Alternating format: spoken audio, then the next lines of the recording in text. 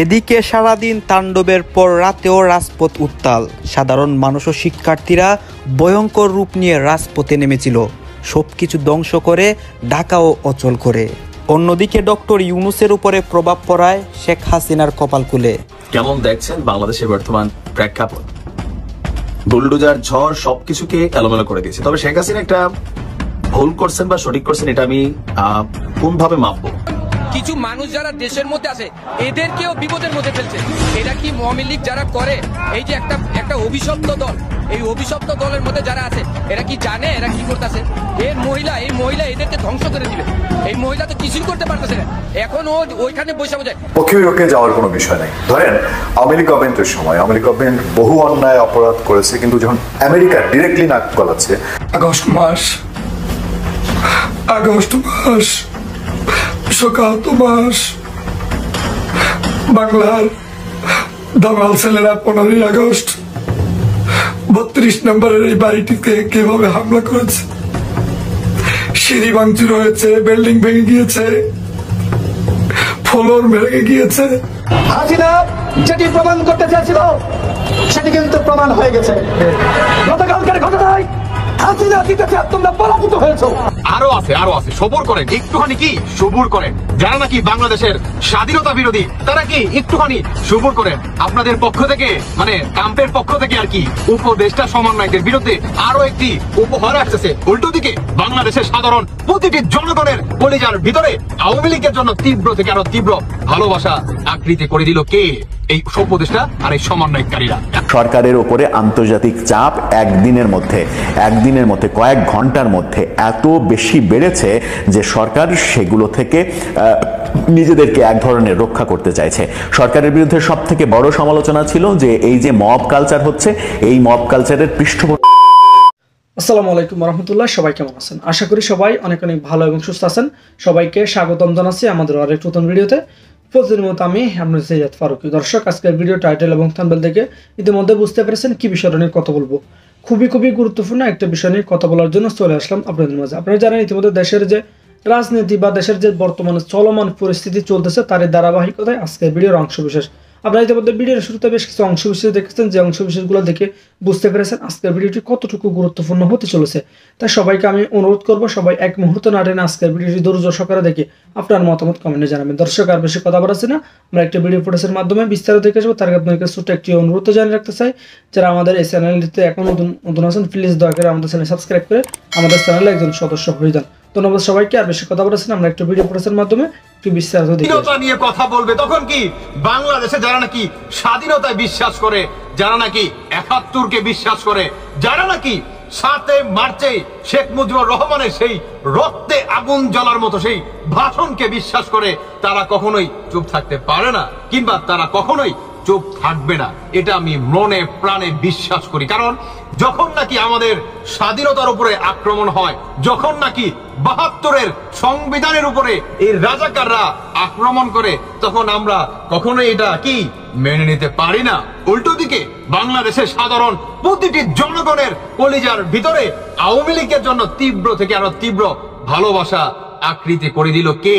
এই উপদেষ্টা আর এই সমন্বয়কারীরা। এখন আসুন মেইন পয়েন্টে, সেটি হচ্ছে আপনার গণপরিষদের বিপিনুর থেকে রাশেদ থেকে শুরু করে, ভাই এতদিন এদের আসলে আমি মানে তেমন একটা দেখতে পারতাম না, মানে কোনো একটা কারণবশত। কিন্তু এখন এরা যেই বক্তব্য দিচ্ছে, বিশ্বাস করেন ভাই কলিজাটা ভরে যায়। জাস্ট কি কলিজাটা ভরে যায়। কেন?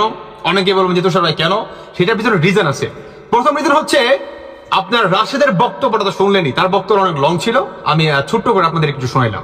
দ্বিতীয় বক্তব্য হচ্ছে আপনার বিপিনুরের বক্তব্য হচ্ছে 5 আগস্টে আপনারা যে কাজ করছেন সেটা কি সেখানেই থামাতে পারতেন। বিদেশিদের কথায়, বিদেশে যারা নাকি বসে আছে তাদের কথায় আপনারা একটু লক্ষ্য করে শুনবেন। আপনারা এখন এসে ধানমন্ডি 32 নাম্বার ভেঙে গড়িয়ে দিলেন। এটা করে কি প্রমাণ করলেন? নারায়ে তাকবীর কি আমাদের বাংলাদেশের রাজনীতির সাথে যায়? নারায়ে তাকবীর কিসের স্লোগান? সেটা আপনি, আমি, আমরা মুসলমান যে বা যারা আছি আমরা সবাই খুব ভালোভাবে জানি যে নারায়ে তাকবীর হচ্ছে কিসের স্লোগান। নারায়ে তাকবীর বলে এরা ইসলামকে বিকৃত করে খাচ্ছে বাংলাদেশে বর্তমানে রাজনৈতিক বাকি রাজাকার বংশবাহীরা। অন্যদিকে বিপিনুরের বক্তব্য হচ্ছে, আপনারা যে অনাকাঙ্ক্ষিত ঘটনা কিংবা ধানমন্ডিকে আপনারা যে পুড়িয়ে দিলেন কিংবা ভেঙে গুড়িয়ে দিলেন, এতে করে কি বাংলাদেশের প্রতিটি জনগণ আওয়ামী লীগের জন্য আরো ভালোবাসা বেড়ে গেল। শুধু এইটাই না, আওয়ামী লীগ জিতে গেল আর হেরে গেল এই উপদেশটা কিংবা যে আরো আন্দোলনকারী যে বাজার আছে। কিভাবে তারা ওইখানে আপনার হিজবুত তাহরির বা আদার্স অনেকের পতাকা ওড়ায় এবং সেখানে নারায়ে তাকবীর বলে ধ্বনি দেয়। এটা করে কি হবে? বিশ্ববাসীর কাছে প্রমাণিত হবে যে মৌলবাদী গোষ্ঠীরা পুনরায় বাংলাদেশে মাথাচাড়া দিয়ে উঠছে কিংবা জঙ্গিবাদীরা পুনরায় বাংলাদেশে মাথাচাড়া দিয়ে উঠছে। যখন নাকি বিশ্ববাসীর কাছে এটা প্রমাণিত হবে, তখন ডক্টর ইউনূস কিংবা উপদেষ্টা কিংবা বিদেশ থেকে যে বা যারা এই ধরনের ঘটনা ঘটাচ্ছে তারা কতক্ষণ আসলে থাকতে পারবে কিংবা কত দূর আসলে যেতে পারবে, এই স্বাধীনতার বিরোধিতা করে কতদিন যেতে পারবে। আওয়ামী লীগের যারা নাকি নেতাকর্মীরা আছেন কিংবা আমরা যারা নাকি স্বাধীনতায় বিশ্বাস করি, আমরা যারা নাকি শেখ মুজিবুর রহমান থেকে শুরু করে শহীদ জিয়াকে বিশ্বাস করি কিংবা এদেরকে ভালোবাসি, যারা নাকি এই স্বাধীনতায় বিশ্বাস করেন, তাদেরকে বলতেছি আপনারা না মন থেকে ধন্যবাদ দিয়েন। কাদেরকে দিবেন? এই আন্দোলনকারীদের আর এই রাজাকারদের আর এই নিপাক জাতদের। কেন দিবেন? সেটি হচ্ছে বাংলাদেশের প্রতিটি মানুষ ভাই এখন কথা বলতে শুরু করেছে যে আগের সরকারই ভালো ছিল। শুধু এইটাই না, আমরা যদি জানতাম যে এরা দেশ বিরোধী, এরা স্বাধীনতা বিরোধী, তাহলে কখনোই এদের কথা শুনে আমরা আন্দোলনে নামতাম না। এটা কাদের কথা? বর্তমান বাংলাদেশের প্রতিটি শ্রেণীর মানুষের কথা যে শেখ হাসিনা সরকারই ভালো ছিল। এরা বর্তমান বাংলাদেশটাকে তালেবান বানাতে চায়। বাংলাদেশ সাধারণ মানুষ এটা হতে দিবে না। কারণ কি? রক্তে আগুন লেগে গেছে রে ভাই, রক্তে আগুন লেগে গেছে। কারণ আমরা তো স্বাধীনতায় বিশ্বাস করি। যারা নাকি পাক বাহিনী, যারা নাকি বাংলাদেশটাকে পূর্ব পাকিস্তান বানাতে চায়, তাদের উদ্দেশ্যে বলতেছি সময় আর বেশি দিন নেই। বাংলাদেশের প্রতিটি জনগণ কথা বলতে শুরু করেছে কিসের বিপরীতে? যারা নাকি স্বাধীনতার বিরোধী। বাংলাদেশের প্রতিটি জনগণ স্বাধীনতার পক্ষে আসতে শুরু করেছে। যারা নাকি ৭১কে বিশ্বাস করে, যারা নাকি বঙ্গবন্ধু শেখ মুজিবুর রহমান সেই ৭ মার্চের ভাষণকে বিশ্বাস করে, যেই ৭ মার্চের ভাষণের পরে আমরা এই বাংলাদেশটাকে পাই, যেই ৭ মার্চের ভাষণের পরে আমরা মাতৃভাষা পাই, যেই ৭ মার্চের ভাষণের পরে বিশ্ববাসীর কাছে আমরা বাংলাদেশ বলে একটা দেশ পাই, যেই ৭ মার্চের ভাষণের কারণে আমরা নিজেদের বাঙালিত্ব অধিকার ফিরে পাই। সেই ৭ মার্চের ভাষণকে যে বা যারা কিংবা সেই বঙ্গবন্ধুকে যে বা যারা কিংবা সেই স্বাধীনতাকে যে বা যারা কিংবা যে উপশক্তিরা নাকি আপনারা একত্র হবেন কিংবা শেষ করে দেওয়ার চিন্তা ভাবনা করবেন, তাদের উদ্দেশ্যে বলতে চাই আমাদের শরীরে আছে স্বাধীনতার রক্ত। কারণ বাংলাদেশটা এভাবে হয় নাই, বাংলাদেশটা কি এভাবে হয় নাই। যারা নাকি স্বাধীনতায় বিশ্বাস করে, যারা নাকি বঙ্গবন্ধু সেই ৭ মার্চের ভাষণের কথা যারা নাকি বিশ্বাস করে, তারা এখন পর্যন্ত বাংলার মাটি থেকে শেষ হয়ে যায় নাই। আপনারা একটু ধৈর্য ধরেন, আপনাদের জন্য উপহার আসতেছে। কারণ আপনারা প্রমাণ করে দিচ্ছেন যে আপনারা জঙ্গিবাদী। খেলা হবে, খেলা কি? খেলা অবশ্যই হবে স্বাধীনতা বিরোধী আর স্বাধীনতার পক্ষে যারা আছে এদের এগেনস্টে খেলা হবে। যারা নাকি স্বাধীনতার এগেনস্টে আছেন আর যারা নাকি আমরা স্বাধীনতার পক্ষে আছি, ফেস টু ফেস খেলা হবে। দর্শক বন্ধুরা, আপনারা বিচলিত হবেন না, সময় আসবে আর অচিরেই যারা নাকি স্বাধীনতায় বিশ্বাস করে। কেমন দেখছেন বাংলাদেশের বর্তমান প্রেক্ষাপট? বুলডোজার ঝড় সবকিছুকে এলোমেলো করে দিয়েছে। তবে শেখ হাসিনা একটা ভুল করছেন বা সঠিক করছেন, এটা আমি কোনভাবে মাপবো? তার ওই দিনের বক্তব্যকে কেন্দ্র করে গেল ৬ মাসের মধ্যে যে রাজনৈতিক দলগুলোর সাথে বৈষম্য বিরোধী ছাত্র আন্দোলনের যে একটা বিভাজন তৈরি হয়েছিল, মানে রাজনৈতিক দল বলতে আমরা বিএনপির সাথে বৈষম্য বিরোধী ছাত্র আন্দোলনের বিভিন্ন ইস্যুতে আমরা যে বিভাজন দেখেছি এবং তাদের অনেক দাবি দাওয়া, লাইক রাষ্ট্রপতির পদত্যাগ, আরো বিভিন্ন ইস্যুতে সংবিধান পরিবর্তন, এছাড়াও ধরেন আরো অনেক ইস্যুতে আমরা দেখেছি বিএনপি বরাবরই কাউন্টার করে আসছিলেন। ইভেন এই আন্দোলনের কে মাস্টার মাইন্ড, কারা ক্রেডিট নেবে, এটা নিয়ে কিন্তু বিএনপি বারবার কথা বলছিলেন। তো একটা পর্যায়ে এমন অবস্থান তৈরি হচ্ছিল যে সাংঘর্ষিক অবস্থানে বিএনপির সাথে বৈষম্য বিরোধীরা কথাবার্তা থেকে শুরু করে রাজপথে কিন্তু সংঘর্ষের একটা আশঙ্কা করা হচ্ছিল। কিন্তু এর মাঝখানে শেখ হাসিনার এক বক্তব্যকে কেন্দ্র করে আবারও সবগুলো রাজনৈতিক দল এক ঘাটে পানি খাচ্ছে। যে দূরত্ব ছিল সেই দূরত্বের জায়গায় পরিবর্তন হয়ে গেছে, রাতারাতি প্রেক্ষাপট বদলে গেছে। বিএনপির যে সকল নেতারা আওয়ামী লীগকে নিষিদ্ধ করা, শেখ হাসিনাকে বাংলাদেশে এনে ফাঁসির মঞ্চে দাঁড় করানো, আরো নানান ধরনের ইস্যুতে অনেকটা শিথিল ছিলেন, নির্বাচনে আওয়ামী লীগের কি বলে যে পার্টিসিপেশনকে কেন্দ্র করে অনেকটা শিথিল ছিলেন, সেখানে ম্যাজিকের মতন এই বুলডোজার ভেকুর নমুনা দেখা বিএনপির মধ্যে একটা ভয় কাজ করে গেছে। আর এই বিষয়ে আপনি দেখেন বিএনপির মেজর হাফিজ ছাড়া আসলে কেউ কোনো কথা বলেননি, হয়তো খুব শীঘ্রই বলবেন। আবার জামাত ইসলামও তারা নাকি একটা মিটিং করছে যে এই বিষয় নিয়ে তারা দলীয় একটা বক্তব্য দেবে। বিএনপির একদম ঊর্ধ্বতন কিছু নেতা আছেন, জনাব এনি সাহেব, গতকালকে তিনি একটা বক্তব্য দিয়েছেন। তার এই বক্তব্য যদি বিএনপির বক্তব্য হয় তাহলে ব্যাপক নার্ভাস অবস্থায় আছে বাংলাদেশ জাতীয়তাবাদী দল। ছাত্রদের জনতার যেই বুলডোজার অভ্যুত্থান আবার আমরা দেখলাম, তাতে অনেক কিছুতেই পরিবর্তন, গলার আওয়াজ বদলে গেছে। যেমন বলছে যে আওয়ামী লীগকে নিষিদ্ধ করতেই হবে, আওয়ামী লীগকে নিষিদ্ধ করতে হবে। বিএনপির এনি সাহেব বলছেন যে ছাত্রদের সাথে আমরা রাজপথে ছিলাম, আছি, থাকব, আগামী দিনেও আমরা ছাত্রদেরকে নিয়ে নতুন একটা দেশ সুন্দরভাবে গড়ে তুলব, আগামীর বাংলাদেশ হবে আওয়ামী লীগ মুক্ত। ইভেন আওয়ামী লীগের বিচার চেয়ে বিএনপির অনেক নেতা গতকালকে থেকে নানান ধরনের বক্তব্য দিয়েছেন, ছাত্র দলের নেতারা বক্তব্য দিয়েছেন। গেল কয়েকদিন আগেও তাদের গলার মধ্যে অন্যরকম কিছু সুর ছিল। এই যে রাতারাতি ম্যাজিক্যালি পরিবর্তন, এটা কি সেই ইটের জন্যই? মানে ধানমন্ডি 32 থেকে একজন লোক একটা ইট নিয়ে যাওয়ার সময় বলছিল এই ইট তুলে রাখা হবে কেন? আগামী দিনে কোন রাজনৈতিক দল যদি ফ্যাসিবাদ, ফ্যাসিস্ট অথবা স্বৈরাচারী ভূমিকায় যায় তাহলে এই বাংলায় যে বুলডোজার ঝড় উঠছে এটা থাকবে। তবে হ্যাঁ, বাংলাদেশে এত বছরে আমরা এই বুলডোজার বা ভেকু ঝড় দেখি নাই।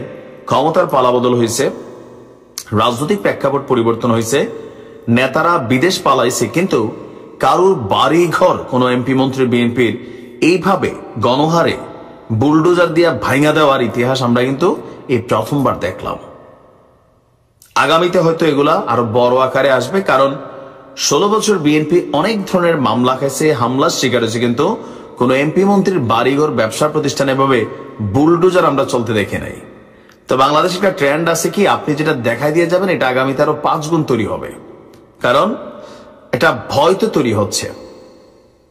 এখন এই প্রেক্ষাপটে সে বিএনপি যে আজকে আওয়ামী লীগকে নিষিদ্ধের ব্যাপারে বা আওয়ামী লীগ নামে কেউ রাজনীতি করতে পারবে না এই দেশে আর, মানে একদম বিভিন্ন পর্যায়ের নেতারা এই যে বক্তব্য দিচ্ছেন, কেউ কেউ বলছেন যে বিএনপি সম্মত ছাত্র জনতার এই আগ্রাসী রূপে ভয় পেয়ে গেছেন, অথবা পলিটিক্স হচ্ছে কি পরিস্থিতিকে কন্ট্রোল করা বা টেকনিক্যালি এটার সাথে তাল মিলিয়ে চলা, এটাও হইতে পারে। এখন বিএনপি অফিসিয়ালি যদি বক্তব্য দেয় এই সকল ইস্যুতে তখন বোঝা যাবে। বাট মেজর হাফিজ বলছিলেন যে সরকার এই ব্যাপারে আসলে নীরব কেন, বা সরকার এই ব্যাপারে কেন কোনো ভূমিকা রাখছে না। একটা বাচ্চা ছেলেও জানে আওয়ামী লীগের সাথে যা ঘটেছে এটার একটা পাল্টা পদক্ষেপ 5 বছর পরে হোক, 10 বছর পরে হোক, 20 বছর পরে হোক আওয়ামী লীগ নেবে। তবে এত দ্রুত যে নেওয়ার পরিকল্পনা আবারও করবে এই মুহূর্তে, সেইটাও ঠিক হচ্ছে কিনা আমার মনে হয় যে এই সিদ্ধান্তও তাড়াহুড়া সিদ্ধান্ত। কারণ কি, আপনি কোনো ঘটনার জন্য আওয়াজ দিয়ে ফেললেন, এরপরে আপনি কাজটা করতে পারলেন না, তখন কি হয়, আপনার শক্তি সম্পর্কে, আপনার অবস্থান সম্পর্কে মানুষের মধ্যে একটা বার্তা চলে যায় যে না, ওনারে দিয়ে হবে না। সিদ্দিক নাজমুল আলম একসময় ছাত্রলীগের প্রভাবশালী নেতা, দীর্ঘদিন যাবত তিনি বিদেশে অবস্থান করছেন আওয়ামী লীগ সরকার আমল থেকে। তিনি আজকে একটা প্রস্তাব দিয়েছেন, কিন্তু আমার মনে হয় ওনার এই প্রস্তাবে সাড়া দিয়ে ফেসবুক অনেক শেয়ার হবে, কমেন্টে ঝড় বয়ে যাবে, কিন্তু প্র্যাকটিক্যালি বাংলাদেশে ফিরে গিয়ে রাজপথে নামবে এমন মানুষের সংখ্যা আমার ধারণা যে 5% পাওয়া যাবে না। কেননা এই মুহূর্তে যে উত্তাল জোয়ার আছে আওয়ামী লীগের বিরুদ্ধে, আবার সেটা ছাত্র জনতার নামে হোক, পেছনের রাজনৈতিক দলগুলোর সম্পৃক্ততা থাকুক, বিএনপির থাকুক, জামাতের থাকুক, বাট আছে, এই ঝড়ের মধ্যে যারা পড়বে নির্ঘাত মারা পড়বে। ইভেন প্রশাসন টোটালি আওয়ামী লীগের বিরুদ্ধে অবস্থানে আছে, টোটালি। মুখে হয়তো বলছে, কিন্তু আওয়ামী লীগের নেতাকর্মীদের, বিশেষ করে হাই প্রোফাইল ক্যারেক্টার যারা আছেন, তাদের বিরুদ্ধে কিন্তু চিরুনি অভিযান চলছে। সব খবর পত্রিকায় আসে না। তো নাজমুল সিদ্দিক তিনি প্রস্তাব করছেন যে আমরা যারা ওই ঘটনার সময় দেশ ছেড়ে পালায় আসছি, মানে তিনি তার স্ট্যাটাসটা এমন ভাবে লিখছেন যে আমার সুস্পষ্ট প্রস্তাব কি, আমরা যারা ওই ঘটনার সময় দেশ ছেড়ে পালায় আসছি, মানে 5ই আগস্টের পর, তাদের সবাইকে দেশে ফিরতে হবে। কেননা যদি তারা বিদেশে মারাও যায়, তাদের লাশটাকেও বাংলাদেশে নিয়ে দাফন করতে দেবে না এই সরকারের যে সিস্টেম আছে, সিস্টেম। নাম্বার 2, আওয়ামী লীগের সকল পদ পদবীধারী এমপি, মন্ত্রী, ছাত্রলীগ, যুবলীগ, আওয়ামী লীগ যারাই আছেন, সকলকে বলছেন যে একযোগে মার্চ মাসের আগেই বাংলাদেশে যেতে হবে। তো যাই কি করবে, জনগণকে বুঝাইতে হবে যে তাদের অনেক ভুল হয়ে গেছিল, এগুলোর জন্য সরি বলতে হবে, লোকালি মুভমেন্ট করতে হবে, সবাইকে সংগঠিত করতে হবে, দেশে যারা আত্মগোপনে আছে তাদেরকে একত্রিত করতে হবে। একত্রিত করে কি করতে হবে, দুর্বার প্রতিরোধ গড়ে তুলতে হবে। তার দাবি যে বাংলাদেশ আওয়ামী লীগ রাজপথ কারে বলে জানে, চিনে। বিরোধী দলে আওয়ামী লীগ বরাবরই শক্তিশালী ছিল, কিন্তু বিচ্ছিন্ন আওয়ামী লীগ এই মুহূর্তে ভীত, সন্ত্রস্ত। তো সবাইকে একত্রিত করতে হবে। একত্রিত করতে গেলে সবচেয়ে প্রধান জরুরি হচ্ছে দেশে ঢুকা। এখন তারা তো দেশে ঢুকবেন কিভাবে, প্রশ্ন হচ্ছে এটা। এয়ারপোর্ট দিয়ে যদি দেশে ঢুকতে যায় এরকম হাই প্রোফাইল ক্যারেক্টার, এয়ারপোর্টেই তাদেরকে গ্রেপ্তার করে ফেলা হবে। নাম্বার 2, যারা সীমান্ত সহ বিভিন্ন জায়গা দিয়ে ভারতে পালিয়ে গেছেন, এখন তো সীমান্ত দিয়ে আসলে বিজিবি আটকায় দিবেন, বিএসএফ আটকাবে, তাহলে আপনি দেশে কিভাবে ঢুকবেন? নাজমুল সিদ্দিকের আহ্বান হচ্ছে আগামী 26শে মার্চ স্বাধীনতা দিবসের আগেই তারা ঐক্যবদ্ধ একটা প্রতিরোধ গড়ে তুলবে, সরকারের বিরুদ্ধে তারা তাদের অবস্থান প্রকাশ করবে। কারণ এভাবে চললে আওয়ামী লীগের মানে নিশ্চিহ্ন হওয়া নিশ্চিত। অপরদিকে গাজীপুরের সাবেক মেয়র জাহাঙ্গীরের একটা ফোন আলাপ কিন্তু ফাঁস হয়েছে, যেখানে একই রকম প্রস্তুতির কথা বলা হচ্ছে লোকাল পর্যায়ে। আমার কাছে মনে হচ্ছে এই মুহূর্তে এটা আরো একটা ভুল সিদ্ধান্ত। এইটা আরো বিপদে ফেলবে আওয়ামী লীগের নেতাকর্মী যারা বাংলাদেশে আছেন বিভিন্ন জায়গায়। সরকার এগুলোটা কিন্তু কনসার্ন করবে। সরকারের উপরে আন্তর্জাতিক চাপ একদিনের মধ্যে কয়েক ঘন্টার মধ্যে এত বেশি বেড়েছে যে সরকার সেগুলো থেকে নিজেদেরকে এক ধরনের রক্ষা করতে চাইছে। সরকারের বিরুদ্ধে সব থেকে বড় সমালোচনা ছিল যে এই যে মব কালচার হচ্ছে, এই মব কালচারের পৃষ্ঠপোষকতা করছে সরকার, যে কারণে সরকারের উপরে সমালোচনা বাড়ে, আন্তর্জাতিক চাপ বাড়ে। আন্তর্জাতিক চাপে গত রাতে প্রথম সরকার একেবারে ইউটার্ন নেয় এবং আজকে আবারও 2টো বিবৃতি দিতে সরকার বাধ্য হয়। অন্যরকম চিত্র দেখা যায়। এবং ইউটার্নের আরেকটা নজির, আজকে যখন ভিডিওটা করছি তার 2 ঘন্টা আগে ইংরেজি এবং বাংলায় 2টা স্ট্যাটাস, 2টা বিবৃতি দেওয়া হয়েছে প্রধান উপদেষ্টার তরফ থেকে, সরকারের তরফ থেকে। এরকম অবস্থা যখন সরকারের দেখছি, তখন বিভিন্ন জন, সরকারের বাইরে বিভিন্ন জন যারা উস্কানি দিয়েছিল এই কর্মকাণ্ডে, তাদের সুরও নরম হতে দেখছি। তারা এবার পজিটিভ কথা বলছেন। হঠাৎ করে কি হলো, হঠাৎ করে গণেশ উল্টে গেল কিনা, কোন দিকে গেল যে সবাই এখন সুস্থতার সুরে কথা বলছেন, সবাই এখন গড়ার কথা বলছেন, ভাঙার কথা আর বলছেন না, ভাঙা থেকে দূরে থাকতে বলছেন। এরকম ঘটনায় আমরা দেখেছি চাঁপাইনবাবগঞ্জ সহ বিভিন্ন জায়গার বুলডোজার কর্মসূচি স্থগিত করা হয়েছে। অর্থাৎ ঘোষণা দিয়ে যে বুলডোজার কর্মসূচি পালন করা হচ্ছিল, সেগুলো যে সরকারের মদদেই হচ্ছিল, সরকারের নিশ্চুপ হয়ে থাকার কারণেই হচ্ছিল, সেটা কিন্তু প্রমাণ হয়ে যায়। সরকার যখন এখন কঠিন বিবৃতি দিচ্ছে, তখন সেগুলো স্থগিত করা হচ্ছে। তখন উস্কানিদাতারাও ভিন্ন রকমের মন্তব্য করছেন, স্ট্যাটাস দিচ্ছেন। বিশিষ্ট বুদ্ধিজীবী, নিজেকে বুদ্ধিজীবী হিসেবে দাবি করেন, কিন্তু কথাবার্তায় ইদানিং বেশ বেসামাল কথাবার্তা বলেন। বলছি ফরহাদ মাজারের কথা। ফরহাদ মাজার স্ট্যাটাস দিয়েছিলেন 32 গুড়িয়ে দেয়া তো হলো, এখন শেখ হাসিনার ফ্যাসিস্ট সংবিধান বাতিল এবং চুপ্পুকে অপসারণ করা হোক। এই স্ট্যাটাস তিনি যখন দিয়েছিলেন গতকালকে, ঠিক তখন এরপরে দেখলাম যে সরকারপন্থী এবং জামাতপন্থী সাংবাদিক, আল জাজিরা সাংবাদিক জুলকারনাইন শায়ার, তিনি এই স্ট্যাটাসটাকে শেয়ার দিয়ে লিখেছেন জঘন্য ভাষার একটা স্ট্যাটাস, যেখানে ফরহাদ মাজারকে একেবারে তুলোধুনো করেছেন। হঠাৎ করে জুলকারনাইন শায়ের এরকম কেন করলেন, কেন স্ট্যাটাস দিলেন, ফরহাদ মাজারের উপরে কেন খেপলেন, সেটাও একটা বড় বিষয়। তিনি লিখেছেন, ওরে দেহতত্ত্ববাদী খাটাস, কাদের বিটিম হয়ে খেলছো সেসব কিন্তু জানি, এখনো কিন্তু মুখটা বন্ধ রেখেছি, যদি খুলে দেই তাহলে কি যে হবে তোমার। যশোর রোড খুলনার সেই ক্লিনিক আর গ্রুমের ড্রামাটা মনে আছে তো, এমন ভাবে তিনি লিখেছেন।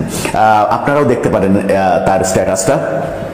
তিনি এরকম স্ট্যাটাস দিয়েছেন। হঠাৎ করে জুলকারনাইন শায়ের এরকম স্ট্যাটাস দিলেন কেন, এই প্রশ্ন যখন আসছে তখন আমরা দেখছি যে চাঁপাইনবাবগঞ্জে বুলডোজার কর্মসূচি স্থগিত করা হয়েছে। ফ্রান্স থেকে যে ইউটিউবার 32 গুড়িয়ে দেওয়ার কথা বলেছিলেন, বুলডোজার নিয়ে যাওয়ার কথা বলেছিলেন, জয় বাংলা করে দেওয়ার কথা বলেছিলেন, শাওনের বাড়িতে আক্রমণের কথা বলেছিলেন, সেই ইউটিউবার হঠাৎ করেই এবার ভিডিও ছাড়লেন, একটা কয়েক সেকেন্ডের একটা ভিডিও ছাড়লেন। সেখানে তিনি বললেন, যারা ভাঙাভাঙি করবে তাদের প্রতিরোধ করুন, ভাঙাভাঙি বন্ধ করুন, ভাঙাভাঙির আর দরকার নেই, অনেক হয়েছে, এরকম স্ট্যাটাস বার্তা তিনি দিলেন। আর এক ইউটিউবার আমেরিকায় বসে থেকে, যিনি নানা রকমের প্রোপাগান্ডা ছড়াচ্ছিলেন, তিনি লিখলেন, এবার দেশবাসীকে থামতে হবে, দেশবাসীকে থামতে বললেন তিনি। এক ওয়াজি, যিনি ওয়াজ করে বেড়ান, ইদানিং তার ওয়াজে সরাসরি একটি রাজনৈতিক দলের পক্ষে ভোট চাওয়ার ঘটনাতে তিনি প্রচন্ড সমালোচিত হয়েছেন। সেই ওয়াজি তিনি স্ট্যাটাস দিলেন, এখানেই থেমে যাওয়া উচিত, এমনটা বললেন। অর্থাৎ এর আগে যে উস্কানি দিচ্ছিলেন, সেই উস্কানি থেকে ভিন্ন রকম স্ট্যাটাস দিলেন। ডক্টর ইউনূস বললেন, হাসিনা বা আওয়ামী লীগের কারো সম্পত্তিতে হামলা না করার আহ্বান জানাচ্ছি। ডক্টর ইউনূস হাসিনা সহ কারো সম্পত্তিতে হামলা না করার আহ্বান যখন জানালেন, তখন চলুন গভর্নমেন্টের যে বিবৃতি, সেই বিবৃতির দিকে একটু চোখ মিলি। তারা 6 তারিখে যে বিবৃতি দিয়েছিল, গতকালকে যে বিবৃতি প্রথম দিয়েছিল, সেই বিবৃতিতে তারা প্রথমে যেটা বলেছিল, সরকার থেকে যেটা বলা হয়েছিল যে ধানমন্ডির 32 নম্বর বাড়িতে ভাঙচুরের ঘটনা অনভিপ্রেত ও অনাকাঙ্ক্ষিত, পলাতক অবস্থায় ভারতে বসে জুলাই অভ্যুত্থানের বিরুদ্ধে শেখ হাসিনার উস্কানিমূলক বক্তব্যের কারণে জনমনে গভীর ক্রোধের সৃষ্টি হয়েছে, যার বহিঃপ্রকাশ ঘটেছে। গত 6 মাসে 32 নম্বর বাড়িটিতে কোনো ধরনের আক্রমণ, ধ্বংসযজ্ঞ হয়নি। গতকাল রাতে এটি ঘটেছে পলাতক শেখ হাসিনার বক্তব্য ঘিরে, যার দুটো অংশ আছে। এই লাভ এরকম বিবৃতি দেওয়া হয়েছে। অর্থাৎ শেখ হাসিনার বক্তব্যের পরিপ্রেক্ষিতেই এই 32 নম্বর ভাঙার ঘটনা ঘটেছে, এমন বিবৃতি সরকারি তরফ থেকে আনুষ্ঠানিকভাবে দেওয়া হয়েছে। খেয়াল করুন। কিন্তু আরেকটা বিষয়, এই বিবৃতির পরিপ্রেক্ষিতে একটা বিষয় উল্লেখ না করলেই নয়, সেটা হচ্ছে যে শেখ হাসিনা ভাষণ দিয়েছেন রাত 9টায়, ধানমন্ডি 32 নম্বরে আক্রমণ করা হয়েছে সন্ধ্যা 7টায়। অর্থাৎ তার ভাষণ শুনে যে আক্রমণ করা হয়েছে, এটা একেবারে মিথ্যা কথা, এই কথার কোনো বাস্তবতা নেই। রাত 8টার আগেই ভাঙচুর শুরু হয়েছে, যার ফলে শেখ হাসিনা যখন রাত 9টায় ওই তথাকথিত ভাষণ দেন, তখন তার ভাষণে 32 নম্বর ভাঙার কথাও তিনি বলেছেন। সরকারের এই বিবৃতি কয়েক ঘন্টার মধ্যেই পাল্টে যায়। গতকাল রাতে সরকার, এখন থেকে 18 ঘন্টা আগে সরকার পাল্টা বিবৃতি, আর একটা বিবৃতি দেয়, যেখানে মজার ব্যাপার হচ্ছে যে একেবারে গণেশ উল্টে যাওয়ার মতো বিবৃতি। সেখানে সরকার বলে যে অন্তর্বর্তী সরকার গভীর উদ্বেগের সঙ্গে লক্ষ্য করছে যে কতিপয় ব্যক্তি ও গোষ্ঠী সারা দেশে বিভিন্ন প্রতিষ্ঠানে ও স্থাপনায় ভাঙচুর ও অগ্নিসংযোগের চেষ্টা করছে। সরকার এ ধরনের কর্মকাণ্ড শক্তভাবে প্রতিহত করবে। এই প্রথম সরকার প্রতিহত করার ঘোষণা দিল। এরপরে তারা লিখছে, অন্তর্বর্তীকালীন সরকার নাগরিকদের জানমালের নিরাপত্তা রক্ষায় প্রস্তুত। কোনো ধরনের উস্কানিমূলক কর্মকাণ্ডের মাধ্যমে দেশকে অস্থিতিশীল করার চেষ্টা করা হলে দায়ী ব্যক্তি ও গোষ্ঠীর বিরুদ্ধে আইন শৃঙ্খলা বাহিনী তাৎক্ষণিকভাবে কঠোর ব্যবস্থা নেবে এবং দোষীদের বিচারের মুখোমুখি দাঁড় করাবে। অর্থাৎ যে মব হচ্ছে, ছাত্র জনতার নাম দিয়ে যে মব সৃষ্টি করছে, সেই মবের বিরুদ্ধে সরকার অবস্থান নেবে, এই ঘোষণা গত রাতে সরকারের তরফ থেকে দেয়া হয়। মজার ব্যাপার হচ্ছে যে এখন থেকে 2 ঘন্টা আগে সরকার আর একটা বিবৃতি দেয়। আরো এক ধাপ এগিয়ে আর একটা বিবৃতি দেয় এবং সেই বিবৃতি দুইবার দেয় তারা, একবার বাংলা ভার্সনে দেয় এবং সর্বশেষ ইংরেজি ভার্সনে দেয়। আন্তর্জাতিক মহলের জন্য তারা ইংরেজি ভার্সনেও এই বিবৃতি দেয়। বাংলা ভার্সনে তারা লিখেছে, অবিলম্বে দেশের সার্বিক আইন শৃঙ্খলা পরিস্থিতি স্বাভাবিক রাখতে দেশের সকল নাগরিককে নিজ নিজ অবস্থান থেকে দায়িত্বশীল হওয়ার আহ্বান জানিয়েছেন প্রধান উপদেষ্টা প্রফেসর মোহাম্মদ ইউনূস। শেখ হাসিনার পরিবারের সম্পত্তি ধ্বংস থেকে বিরত থাকা এবং ফ্যাসিবাদী আওয়ামী লীগের রাজনীতির সঙ্গে যুক্ত ব্যক্তি হওয়ায় কিংবা অন্য কোনো অজুহাতে দেশের কোনো নাগরিকের ওপর আক্রমণ না করার আহ্বান জানিয়েছেন তিনি। অনেক কথা বলেছেন, অর্থাৎ শেখ হাসিনার পরিবার কিংবা শেখ হাসিনা আওয়ামী লীগের কোনো বাড়ি ঘর সম্পত্তিতে আক্রমণ করা এবং আওয়ামী লীগের কোনো কর্মীর প্রতি আক্রমণ করার থেকে বিরত থাকার জন্য আহ্বান জানানো হয়েছে।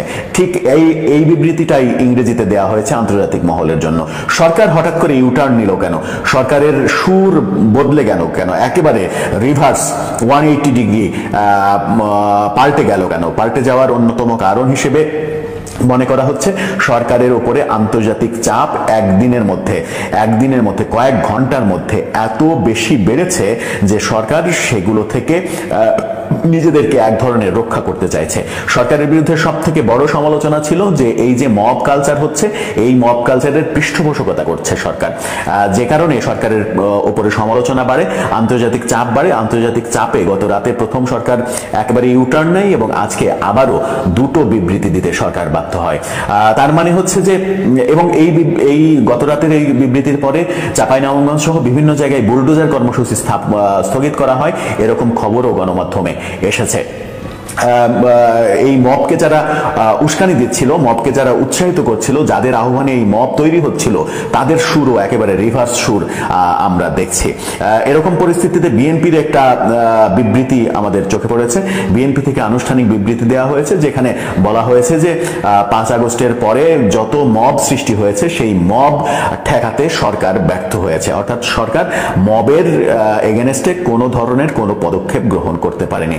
বিএনপির এই বিবৃতি, এর আগে গতকালকে আমরা শুনেছি জামাত বিবৃতি দিয়েছে যে জামাত কোনো ধরনের নৈরাজ্য চায় না, জামাত শান্তি চায়। নুরুল হক নূর এর বিরুদ্ধে কথা বলেছেন, অর্থাৎ রাজনৈতিক দলগুলো যখন এর বিরুদ্ধে কথা বলছেন এবং আন্তর্জাতিক চাপও যখন বাড়ছে, তখন সরকার এরকম বিবৃতি দিয়েছে।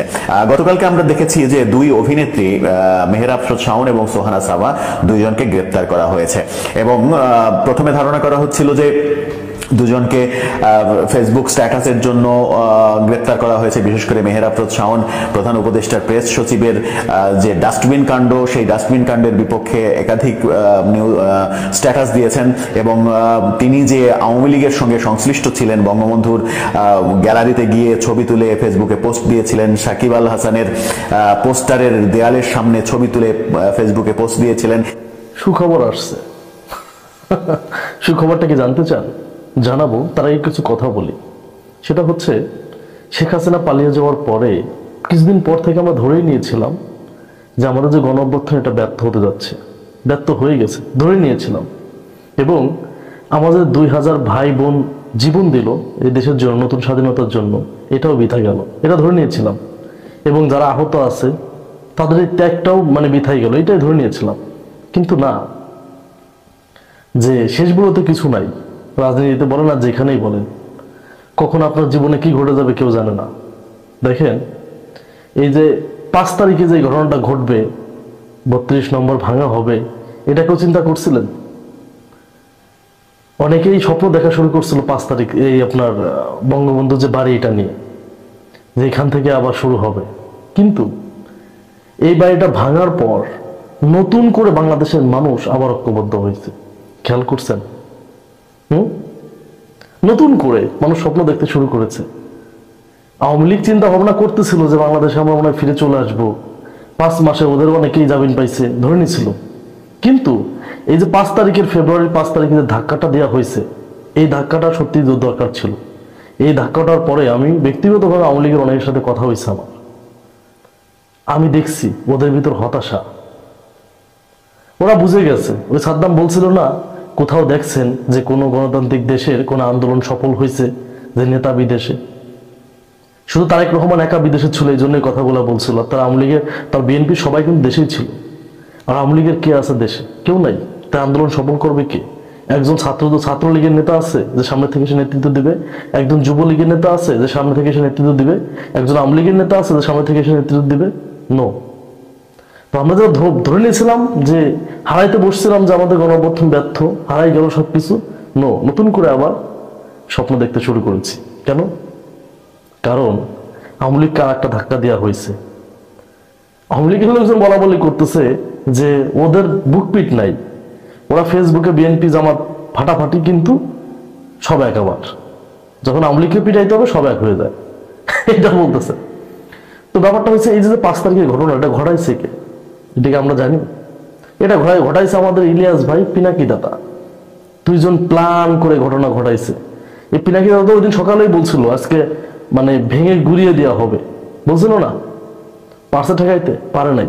এই যে আবার নতুন করে যে আমরা একটা ধাক্কা দিলাম আওয়ামী লীগকে, এবং যারা ইন্ডিয়ার দালাল এবং যেসব উপদেষ্টারা আওয়ামী লীগের দালালি করতেছিল ওদেরকে বোঝাই দিলাম, যাও আমি করবা তো তোমাদের ধাক্কা দিতে সময় লাগবে না, বোঝাই দিলাম। এটাই তো সামান্য একটা মেসেজ। এই মেসেজটার পিছনে কাজ করছে কে? ইলিয়াস ভাই, পিনাকি দাদা।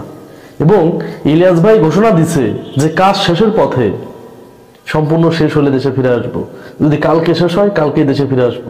হয়তো নতুন কোনো সুখবর আছে, এজন্য ইলিয়াস ভাই বলছে যে কাজ সম্পূর্ণ শেষ হলেই দেশে ফিরে আসবো, কাজ মেবি শেষের পথেই।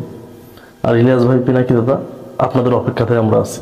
আর আপনারা দেশে ফিরে আসবেন, এর থেকে খুশির সংবাদ আর আমাদের হতে পারে না। মতামত দ্রুত কমেন্টে জানিয়ে ফেলেন। আর যারা আমাদের চ্যানেলটিতে এখন নতুন আছেন, প্লিজ দয়া করে আমাদের চ্যানেল সাবস্ক্রাইব করে সাথে থাকবেন।